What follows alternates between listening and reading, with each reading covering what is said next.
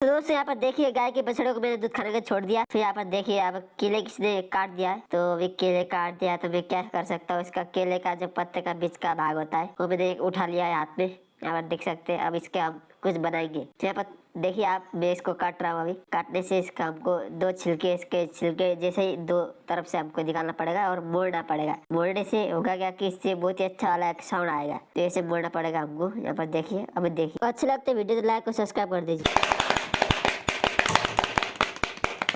like